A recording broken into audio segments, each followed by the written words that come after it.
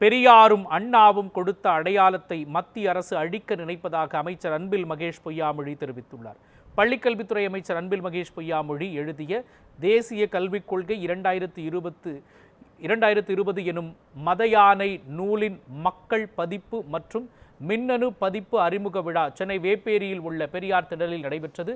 அமைச்சர் அன்பில் மகேஷ் பொய்யாமொழி, திராவிடர் கழக தலைவர் கி வீரமணி, திமுக மாணவர் அணி மாநில செயலாளர் ராஜீவ்காந்தி மற்றும் திமுக மாணவர் அணியைச் சார்ந்த 500க்கும் மேற்பட்ட மாணவ மாணவிகள் கலந்து கொண்டனர். இதில் பேசிய அமைச்சர் அன்பில் மகேஷ் பொய்யாமொழி, அண்ணாவும் பெரியாரும் சுயமரியாதை இயக்கத்தை நமக்கு தந்தவர்கள் என்றும் அவர்களுடைய அடையாளத்தை மத்திய அரசு மறைக்க நினைப்பதாக கூறினார்.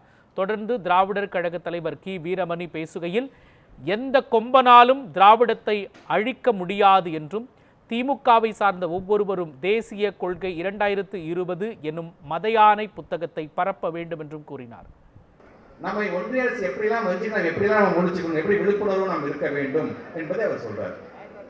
ஒவ்வொரு காலகட்டத்திலும் கல்வியினுடைய அறிவு என்பது எப்படி அப்கிரேட் ஆகுது, அன்னைக்கு ட்ரெண்டுக்கு தவிர நம்மளை மாத்திக்கிட்டே இருக்கணும், புதுப்பிச்சுக்கிட்டே நம்ம இருக்கணும். நாம அப்படி புதுப்பிக்காம ஒரு ஸ்டாக்னேட் ஆகி நின்றுட்டோம் அப்படின்னு சொன்னா உலகம் எங்கேயோ போயிட்டு நம்ம கீழே போயிட்டே இருக்கணும்.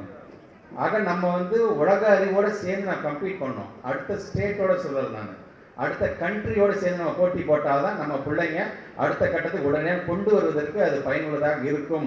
அப்படிங்கிற பல டெக்னாலஜி நம்ம இன்னைக்கு கொண்டு வந்துட்டு இருக்கோம். நாங்கள் ஆக இப்படி தந்தை பெரியார், பேரறிஞர் அண்ணா, முத்தமிழர், அவரை கலைஞர்கள்னா போட்டு இந்த பாதையில் நம்ம போறதுனால தான் தமிழ்நாட்டுடைய முதலமைச்சர் சொல்றாரு, நீ எனக்கு கொடுக்க 2152 கோடி ரூபாய் நீ சொல்ற கொள்கையை ஏற்றுக்கிட்டா தருவேன் என்று சொன்னார். நீ 10,000 கோடி கொடுத்தாலும் எனக்கு அப்படிப்பட்ட நிதி தேவையில்லை, அதை நாங்களே பார்த்துக் கொள்கிறோம் என்று நான் சொல்லுவதற்கு காரணம் அதுதான்.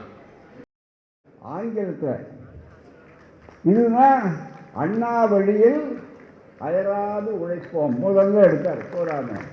அண்ணா தான் இருமொழி கொள்கை எடுத்து சொன்னார். இங்கே மும்மொழிக்கு வேலையே இல்லை, அதுதான் மிக முக்கியம். தமிழ், ஆங்கிலம் இவ்வளவு போதும். இது தவிர இதுக்கு வேறு இடத்துக்கு போக வேண்டிய அவசியமே கிடையாது. ஆகவே தான் மத யானை, அவ்வளோதான் மிகப்பெரிய அளவுக்கு, அதான் மிகப்பெரிய அளவிற்கு அந்த வாய்ப்புகளை காட்டியிருக்கிறார்கள்.